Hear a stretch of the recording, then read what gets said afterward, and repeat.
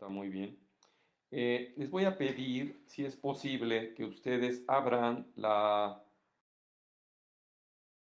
que les mandé eh, en la semana que habla sobre SEGD, que es serie esófago gastrodenal, como métodos de diagnóstico que estamos teniendo. Soy no pasaré lista, no tengo intercambio con ustedes de voz, voy a checar lo del Zoom, porque teóricamente lo adquirí, lo pagué y me pone ahí que hay error en tal cosa, error en tal cosa. Me da la impresión de que tienen algún problema ellos por demanda, muy probablemente hoy que inician las clases a nivel nacional, se les ha de haber cargado mucho y desafortunadamente se me ocurrió entrar relativamente cerca del horario, aunque yo les abrí el espacio para que lo abrieran desde 8:30, para que no nos quedemos sin la clase. Bien, entonces aquí lo que les quería yo mostrar son los estudios radiológicos que podemos hacer en gastroenterología. Si quieren anotar, porque no están acá, aquí más bien les muestro algunas imágenes en lo que les mandé, pues estarían para explorar el esófago, el estómago y el duodeno, el intestino y el colon. Podríamos empezar por la serie esófago gastroduodenal. En ese caso es un estudio de contraste que normalmente se hace donde hay fluoroscopía. Y en las imágenes que les muestro un fluoroscopio o una mesa de fluoroscopía. No todos los gabinetes de rayos X tienen estas mesas. Eh, y ya platicábamos en la clase pasada que en la fluoroscopía estamos viendo en vivo. Entonces al paciente se le pide que llegue solamente en ayuno para la serie esófago gastrodenal y se le da sulfato de bario como material de contraste. El sulfato de bario, desde el punto de vista físico, puede ser una sustancia un poco parecida al Melox, incluso o parecida al peptobismol en color. Le deja la sensación como de yeso, se deglute y el radiólogo empieza a mostrar desde el tórax, muestra incluso desde la faringe, muestra la deglución, observan la deglución y puede hacer una instantánea de lo que él está viendo en el monitor, que es en vivo, con movimiento, ve cómo baja la columna y todo, hace una instantánea. Incluso también existe lo que se conoce como cineradiografía, donde se puede mandar ya impreso todo esto. El único problema con lo que les comentaba es que hay que estar acostumbrado a ver el contraste en negro, a la inversa. O sea, los huesos se ven negros en la fluoroscopía y el medio de contraste, que sería blanco en una placa convencional, aquí lo veríamos negro. Entonces, por ejemplo, si tienen ustedes abierta su presentación en la lámina número 3, se puede observar de perfil y de frente algunos pasos que se dan en la serie esófago-gastrodenal y aquí se puede observar cómo deglute el paciente, incluso cómo se deposita el material de contraste por arriba de la lengua y alguno poco por debajo de la lengua y por las encías en la parte inferior, y cómo es que pasa a través de la faringe rumbo al esófago. Entonces, en otra de las imágenes se puede observar. Esto es la imagen que tenemos por fluoroscopía. Tenemos en el caso de les decía yo, entonces se da deglutir y se observa. Se nos va mandando instantáneas.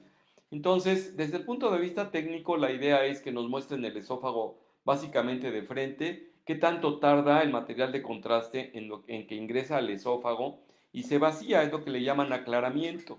Entonces nos puede dar una idea de la velocidad de salida y si no es que hay alguna estenosis en la parte inferior. Conforme nosotros vayamos aprendiendo patología, nos vamos a dar cuenta que en forma burda podemos ver trastornos funcionales del esófago. O sea, en realidad en la actualidad el estudio principal para ver trastornos funcionales del esófago, pues es algo que mida la función. Y en este caso, la función normalmente se mide por manometría, eso lo vamos a ver mañana. Entonces, aquí tenemos una idea porque se puede ver qué tan rápido baja y si existen algunas ondas de contracción severas que nos pueden hablar en favor probablemente de lo que se conocía como esófago en cascanueces. Bueno, aparte de esto, podemos nosotros observar si existen defectos de llenado que se llaman positivos o negativos. ¿Qué es un defecto de llenado positivo? Si tenemos un divertículo en el esófago, como sería el divertículo de Zenker en el cuello, el material de contraste se va a ir a depositar ahí y se va a ver una especie de bolsita llena de material de contraste. Esto se llama defecto de llenado positivo. Entonces, también existen, al contrario, si lo que se tiene es una carnosidad por tumor, o sea, una tumoración en la luz del esófago, entonces vamos a ver el defecto de llenado negativo. Este defecto de llenado negativo es lo que se ve todo blanco y de repente se observa una muesca negra que sería el defecto de llenado y nos hablaría en favor de un tumor. También se pueden ver estenosis y en el estómago es algo similar, incluso en el estómago al paciente se le pone boca arriba, se le pone boca abajo. Hay maneras de poder ver esto. Cuando avanza el material de contraste también se puede observar si el estómago, si permanece demasiado tiempo el material de contraste en el estómago y tarda para salir hacia el duodeno. Entonces, podemos también nosotros ver enfermedad péptica, como serían las úlceras, a donde lo que vamos a encontrar es en el nicho de la úlcera, si viene la mucosa normalmente aquí y de repente se encuentra una zona de ulceración, entonces ahí se va a acumular el material de contraste y se va a ver una úlcera como un defecto de llenado positivo. Entonces ahí tenemos, y a la inversa, los tumores. También pueden verse estenosis, irregularidades del estómago. Hay algunos tumores, por ejemplo, que son como submucosos, lo que se conoce como linitis plástica, que es un tipo de cáncer de estómago. Pues esos mantienen rígido el estómago, como que no hay motilidad. ¿Cómo se puede ver la motilidad en vivo? Obviamente, pues se va a ver cómo hace la contractura. Y si nos manda el radiólogo una placa donde se ve todo distendido el estómago, otra donde se ve una especie de estenosis, ¿no? De estrechez en el centro, parte superior inflado y en la parte inferior inflado también, pues como que no es que estés con una estenosis, sino que lo que nos está mostrando es una onda peristática. O pueden verse varias en el propio estómago.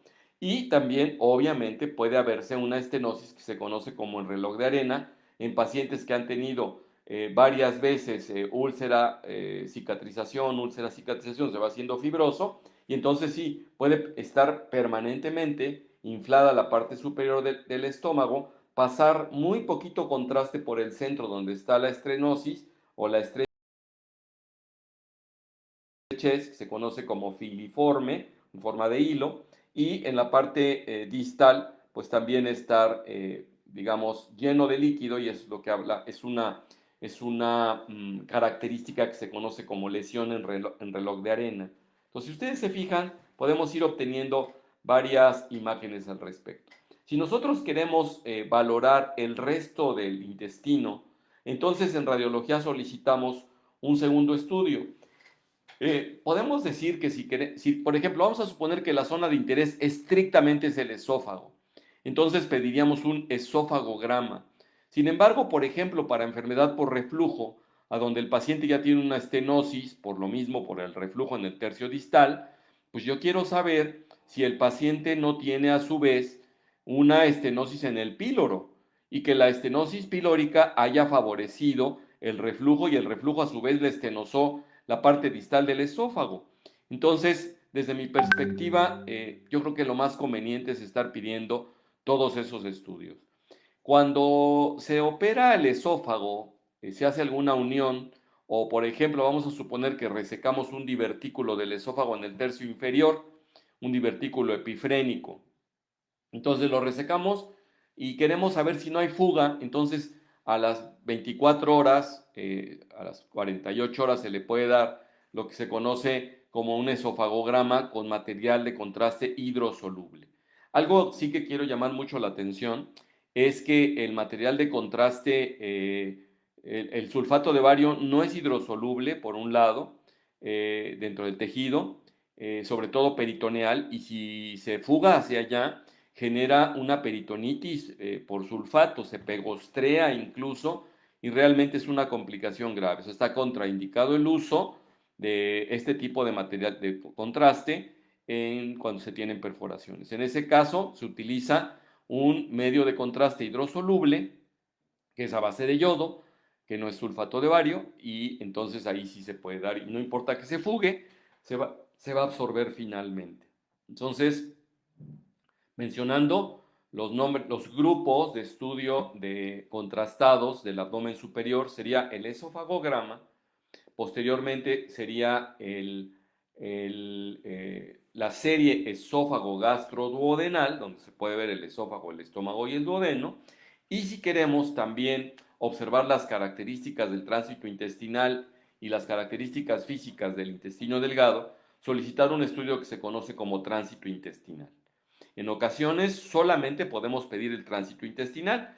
Como empiezan por darle desde el esófago, ahí lo que sucede es que los radiólogos les dan el sulfato de bario, hacen el estudio inicial en el esófago, estómago y duodeno, y posteriormente le dicen al paciente, se esperan un momento ahí en la sala de espera y los vuelven a pasar para ver qué tanto ha transcurrido el material de contraste en el intestino delgado. Hay pacientes que no me lo van a creer, pero por aquí toman el material de contraste y no pasan ni 5 minutos y prácticamente ya lo tienen en el colon. Eso traduce un tránsito intestinal extraordinariamente rápido. Normalmente en cosa de 30 minutos, media hora, una hora, ya podemos nosotros tener 2 horas, 3 horas, que eso es lo que habitualmente se puede ver, ya hay material de contraste en el colon. En ocasiones, ahí por ejemplo, para ver el colon no es muy bueno porque en el colon, para estudiar el colon, lo que se debe pedir es lo que se conoce como enema varitado o colon por enema. Ahí es a la inversa, ahí lo que vamos nosotros a utilizar es vía rectal, se introduce una sonda, a la sonda se le infla un globo para que no se fugue y por ahí se introduce, incluso se puede hacer doblemente contrastado, que consiste en meter aire y meter material de contraste. Para este estudio no se requiere de anestesia. Entonces, igual, vamos, en el caso de la patología de colon, existen divertículos.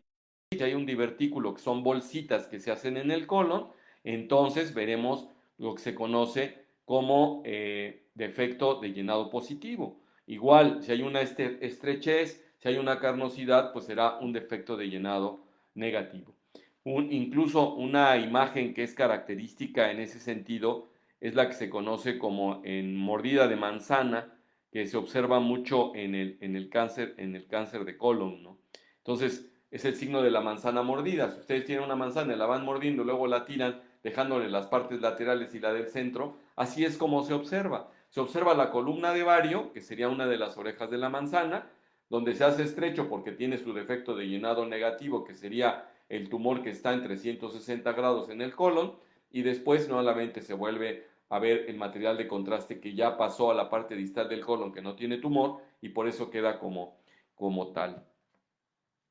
Ahora que veamos cáncer de colon, yo les mostraré alguna imagen de esas. En esta ocasión, no me acuerdo si les traje aquí una, no hay ninguna que muestre eso, que no es el interés de ahorita. El interés nada más es mostrarle que existen los estudios.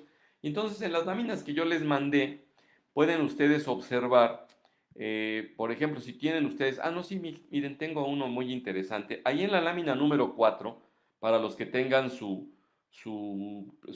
plática abierta ahorita y estén compartiendo su pantalla. Ahí se observa, donde dice defecto de llenado negativo, ese es el típico signo de la manzana mordida, ¿no? Pueden ustedes observar que se observa, va la columna de bario y en la parte central se observa como mordido, ¿no? Entonces esa es una de las. Y en la otra imagen se puede observar en la de abajo muchas bolsitas llenas o incluso en el estómago se observa un divertículo en la placa que está abajo a la derecha, se observa ahí una como bolsita, pues ese es un defecto de llenado positivo. Entonces, ¿cuáles serían las indicaciones para que yo solicite una serie esófago gastrodental? Miren, muchachos, en la actualidad la verdad es que casi la endoscopía para esófago se ha hecho como el estudio primario. ¿Por qué? Porque las lesiones discretas de la mucosa del esófago pues no se observan en una serie esófago gastrodental. Y lo mismo, si nosotros queremos tomar una biopsia de una tumoración que se ve en cualquier parte del tubo digestivo, pues el estudio radiológico no sirve de nada. Eh, También este tipo de estudio, no se les olvide también que está la tomografía y está la resonancia magnética. Entonces, cada vez se tiene mejores imágenes y mejor ayuda. Una cosa que les tengo que decir es que hablando de ultrasonido, el ultrasonido tiene como enemigo al gas. El gas impide ver imagen nítida. El ultrasonido permite más ver imágenes sólidas, imágenes que contienen líquido, por eso es tan bueno para la vesícula, contiene líquido. Por eso es tan bueno para la vejiga llena de orina. Incluso cuando una víscera está llena de líquido, sirve como ventana acústica para ver la parte posterior a ello.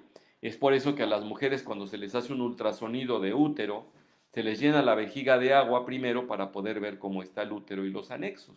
Entonces se utiliza esto como ventana acústica, ese es el punto.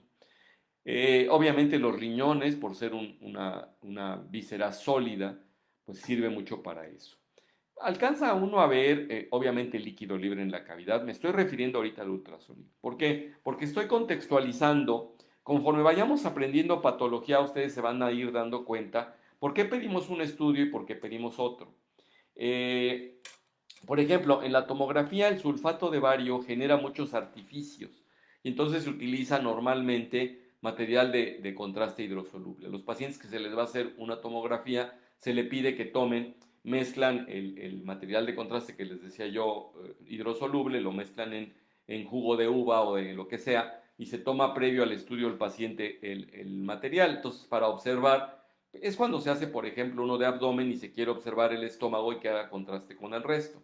En ocasiones se les puede tomar una simple, sin nada, una tomografía simple donde se quieran observar otras cosas, porque la tomografía cuando se contrasta, se puede contrastar en varios sentidos. Se puede contrastar por la vena, perdón, sí, por intravenoso, y se puede observar una vez que entra el material de contraste por una vena periférica. Si yo quiero observar el hígado, pues al principio se va a observar la sangre que llega curiosamente por la arteria. Entonces, aunque llega se mete por la vena, pero se mete por una vena y va al corazón y del corazón pues sale a las arterias y entonces por ahí va el material de contraste y empieza a teñir el hígado, por ejemplo. Y también se va a observar la fase venosa. Si yo metí material de contraste, pues va a pasar por todo el organismo. El material de contraste va a ir a los intestinos, obviamente directo a su arteria, se van a teñir sus paredes, probablemente la circulación, y después va a pasar a las venas y va a regresar. Entonces, al regresar por la vena porta, el hígado se va a llenar más, entonces nosotros podemos tener varias fases en el hígado. Podemos tener la fase arterial, la fase portal temprana, la fase portal tardía y la fase francamente venosa. Es muy importante porque ahora que nosotros veamos la temática de tumores de hígado, se van a dar cuenta que una manera de caracterizarlos es esa, y es a través de tomografía. Entonces, regresándonos otra vez al estudio, les decía yo, de las indicaciones para la serie esófago gastrodenal. Para el esófagograma, pues sería patología que puede tener trastornos motores. Ya les decía yo cuál es el mejor estudio para trastornos motores, la manometría, pero ya podemos tener un adelanto. Para divertículos, pues podemos tener un adelanto y nos puede mostrar divertículos. Para defectos de llenado negativos también, con la desventaja que para tumores no se puede tomar biopsia ni en este ni en ningún estudio que no sea endoscópico y que directamente se tome, ¿no? Pues porque no habría manera de hacerlo. Eh, el tránsito intestinal, igual, y cuando vimos endoscopía, ¿se acuerdan ustedes que les mencioné de la cápsula endoscópica? La cápsula endoscópica podría aportar más datos que no vamos a ver nosotros en los estudios contrastados. Observen ustedes una imagen que les pongo acá.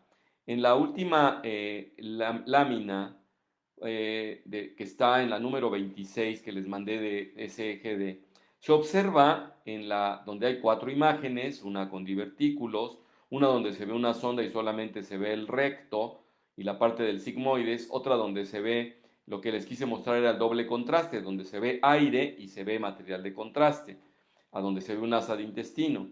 Y en la otra se ve también un asa de intestino, pero observen ustedes que se observa una especie como de honguito que da hacia abajo, con una cabecita negra y un cuellito blanco. Entonces, eso es un pólipo. Realmente para que un radiólogo nos muestre un pólipo así, es excepcional. Por eso es que lo publicaron y yo se los traje porque lo vi publicado y se los agrego acá. Entonces, avanzando un poquito ya y cambiando de tema en lo que se refiere al colon, el enema varitado llamado o colon por enema, pues se pone una especie de enema, es precisamente el punto, y ahí se pone otra vez el sulfato de bario, a veces un poco más diluido, y se utiliza una bombita para irlo empujando, de manera que llegue hasta el ciego. Incluso se puede observar el apéndice y se puede observar a los pacientes que tienen incompetencia de la válvula ileocecal. Se puede regresar algo de material de contraste hacia el ilion terminal. Incluso nosotros podemos hacer un diagnóstico. Vamos a suponer que tengo un paciente que ha venido presentando distensión, mala digestión, flatulencia, diarreas frecuentes, cólicos, y pues queremos estudiarlo, y en alguna ocasión evacuó sanguinolento. Bueno, realmente estos pacientes en la actualidad también es preferible hacerles de entrada una colonoscopía, pero se puede hacer un colon por enema. Y nosotros, al poder observar que el material de contraste franquea en forma inversa, se va del ciego hacia el intestino delgado, quiere decir que algo de material, digamos en el día a día, algo de materia fecal. La materia fecal en el ciego normalmente parece diarrea. Entonces, si se está regresando, normalmente la colonización que existe en el intestino grueso es mucho mayor que la que existe en el intestino delgado de bacterias. Entonces, si se están regresando bacterias al intestino delgado, puede estar produciendo lo que se conoce como sobrepoblación bacteriana y produce todos estos síntomas. Bueno, entonces les decía yo que se tiene que llenar todo. Ciertamente tiene que estar limpio el colon, y la preparación muchas veces es parecida a la que se les hace a los pacientes que se les va a hacer una colonoscopía, como había yo mencionado la vez anterior. Entonces, puede ser a través del Picopre, puede ser a través de Nuliteli. En algunas ocasiones, al paciente en la tarde previa al estudio del colon por enema, se le pide que tome dieta de bajo residuo desde un día previo. Y algunos les dicen que esté con dieta líquida el día previo al estudio, para que pues ya no tengan residual. Para empujar lo que tienen en el intestino, se les recomienda tomar cenócidos A y B en un frasco que se llama como X-Prep. Es un frasco de más de 100 mililitros y se tiene uno que tomar todo. Entonces el paciente pues tiene unos movimientos enérgicos del intestino que hace que les dé diarrea. Y incluso en algunas ocasiones se recomendaba hacer lavados intestinales en la noche. A veces algunos equipos pedían un enema jabonoso durante la noche y a veces uno salino durante la mañana previo al estudio. En la actualidad la verdad es que todo eso se ha ahorrado con el uso del Nuliteli y con el uso del Picoprep. Entonces ya les expliqué en qué consistía uno y en qué consistía el otro. Entonces eso es lo que se puede hacer. Llega el paciente en ayuno, por supuesto, se coloca en decúbito lateral, en la lámina número 21 les muestro a ustedes que está en la posición de Sims. Al paciente se le pone la sonda a la que se le infla el globito, como se observa en la imagen, y se introduce el sulfato de bario ahí se ve colgado en una bolsita que parece leche, pero pues ahí es sulfato de bario. Entonces es donde se va introduciendo el material de contraste. Ahí lo que hacen los radiólogos es que al empezar a introducir el material de contraste empiezan a tomar instantáneas del sigmoides, del recto, del descendente, del transverso, del ascendente, y si existe paso hacia el yeyuno también. Al final toman una placa panorámica, como las que les muestro yo en la lámina número 23. Ahí se observa un colon por enema donde se encuentra totalmente llena, un enema varitado, que es lo mismo, todo el colon por material de contraste, y se observa también teñido el intestino delgado. ¿Qué quiere decir? Pues que tiene una incompetencia de la válvula ileocecal y esto probablemente le esté generando eso. En la lámina del lado derecho de la diapositiva número 23 de sus trabajos, se encuentra un paciente que se supone que está en decúbito lateral izquierdo. ¿Por qué digo eso? Porque se le mete contraste, que es líquido, y se le mete aire, y pueden ustedes observar niveles que serían de contraste y aéreos. Entonces, los niveles es obvio. Incluso les puse a ustedes al paciente de pie, pero el paciente en la práctica está acostado sobre su lado izquierdo. ¿Para qué es esto? Muchas veces con el doble contraste permite ver con un poquito más de nitidez digamos, las paredes. Observen ustedes cómo es que se observa ahí el sigmoide es bastante redundante en el colon por enema. Bueno, obviamente, ¿en quiénes vamos nosotros a pedir colon por enema? Eh, siguen ok. Siguen sin ver acá ahorita en el Face.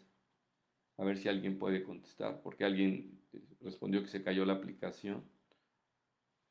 Esto del Zoom, por lo que ustedes me están comentando, no soy el único que lo está viviendo, ¿verdad? A ver si mañana ya lo corrigieron estas personas del Zoom, porque pues estamos pagando. En mi caso, yo pagué la anualidad completa para poder dar este curso vía Zoom y miren lo que está pasando. Pero cuando menos tenemos esta opción, afortunadamente, que ahora se actualizó la página, no se ve bien.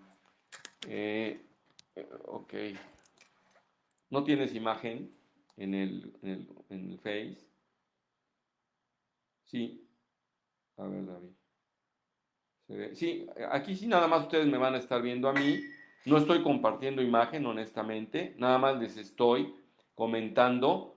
Ahí tendrán ustedes que abrir, si están en su computadora, en el Face pongan media, o nada más mi voz, en todo caso, y abran su presentación y ahí van a estar pegando. La verdad es que parte del curso, cuando empezamos el año pasado, fue por esta vía y así lo tomábamos.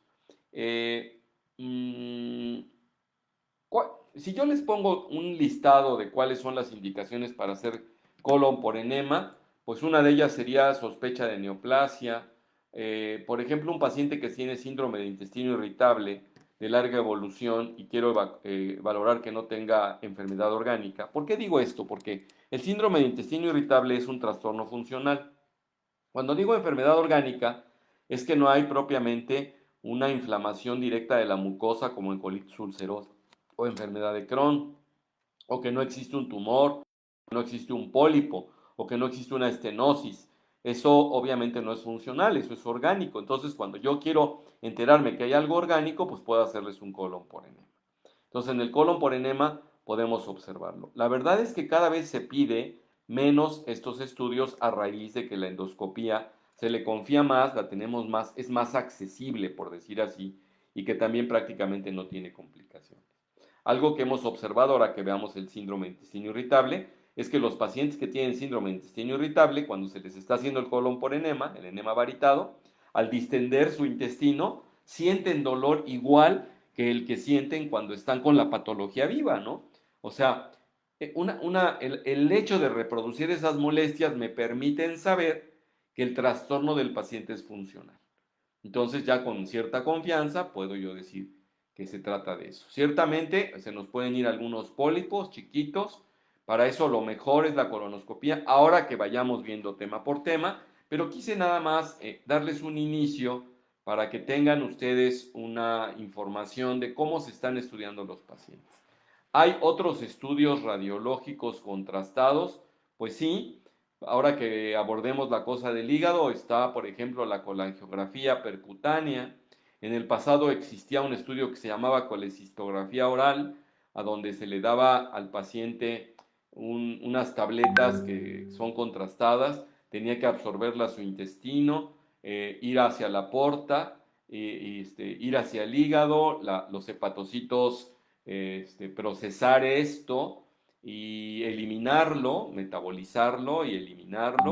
Y al eliminarse la bilis se teñía de blanco y entonces se llenaba la vesícula. Si la vesícula se llenaba y no se veía nada adentro, pues quería decir que el paciente estaba sano, o cuando menos que no tenía piedras en la vesícula o alguna tumoración. Cuando la vesícula no se llenaba, decíamos que estaba excluida. Le estoy hablando de lo que se conocía como colecistografía oral.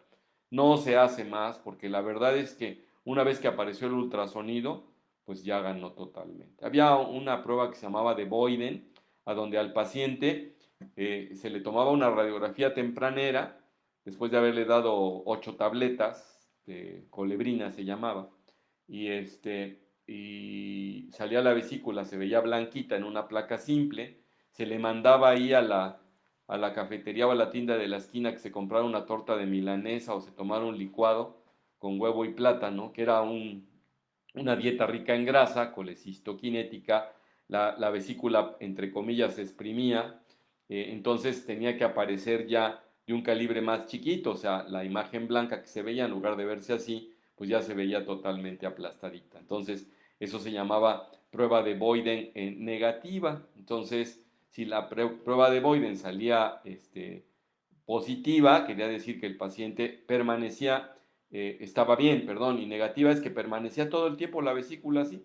Entonces, el hecho de que permaneciera así quería decir o que estaba muy perezosa o que no obedecía esto. Y si se reproducía el dolor, porque casualmente muchos pacientes después de esa prueba se tenían que hospitalizar porque les daba dolor, ¿no? Es curioso. Entonces, bueno, existen otros muchos estudios contrastados, yo ya se los iré desglosando conforme avance el curso, pero quería yo adelantarles un poquito para que se vayan ustedes habituando a de qué se trata y cuándo se indican. Voy a dejar este espacio de 5 minutos para que en el chat pongan ustedes si tienen alguna pregunta.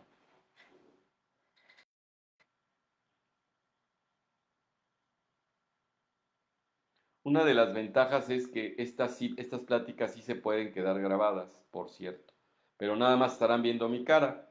Voy a checar si da la oportunidad Face ahora ya de compartir pantalla porque no lo había hecho, ¿no? Cuando menos en lo que yo tenía. Configuración de stream, estados de stream más. Entonces, estoy esperando ahorita que me escriban ustedes acá para ver si hay alguna pregunta sobre lo que ahorita les acabo de mencionar. Tenemos chance ahorita todavía unos minutillos. Mm.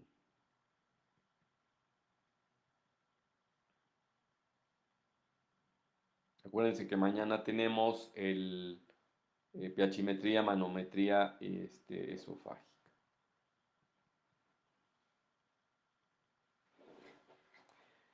Aquí hay una pregunta que dice, ¿cuál es el otro medio de contraste que mencionó aparte del sulfato de bario? Hay varias marcas en el mercado, pero el chiste es que son con medio yodado. Entonces, uno de ellos, déjenme acordar ahorita, es, porque digamos, el medio de contraste que está en el sector salud es medio de contraste yodado, ¿no? Hidrosoluble en forma genérica. Y de la marca, ahorita me he de acordar de una que se me fue de repente. Se llama, em, ah, me he de acordar. Mm. Pero dice, ¿cuál es el nombre de los genocidos para el tratamiento de sobrepoblación bacteriana? Ah, bueno. Eh, en realidad la sobrepoblación bacteriana es cuando aumenta la cantidad de bacterias en el ilion terminal, que no debe haber tantas. Entonces, ahí lo que se hace es dar tratamiento a base de antibióticos, sea antibióticos luminales, eh, como la rifaximina, o sean antibióticos generales, pero que también actúan en la luz, o incluso con cegnidazol, que es el que yo utilizo. En realidad, los genocidos aquí se utilizan para laxar a los pacientes, para hacer el estudio de colon por enema, no para tratar. Entonces dice, para indicar un enema varitado, una endoscopía, ¿se debe tomar en cuenta el estado económico del paciente? No. En realidad, no. Ciertamente, si no tienen otra opción, y pues este colon por enema a lo mejor se los hacen en 800 pesos, en 1000 si ustedes quieren, y la colonoscopía se las hacen en 8500, pues sí hay una gran diferencia. Pero si lo que estoy sospechando es cáncer o pólipos, y por sangrado, no, la verdad es que lo preferible es hacer la colonoscopía, porque vamos a terminar haciéndoles el enema varitado y después solicitándoles la colonoscopía, ¿no? Eh, ¿Cómo se ve un defecto de llenado negativo? Me preguntan. Hagan de cuenta que ustedes tienen la columna blanca y de repente se ve ahí una muesca negra. La muesca negra es carne adentro del intestino, puede ser un pólipo o un tumor. Eso es lo que se conoce como defecto de llenado negativo. Si hay una bolsita y la bolsita se llena, eso es un defecto de llenado positivo, ¿no? Entonces, para la pregunta que hacen sobre qué es un defecto de llenado negativo. ¿Alguna otra pregunta? Bueno, mis jóvenes, ya se nos vino el tiempo encima, son 9:57. Voy a intentar otra vez a ver si puedo entrar al Zoom para sus compañeros de las 10. Y nos estamos viendo mañana entonces. Cuídense. Hasta luego.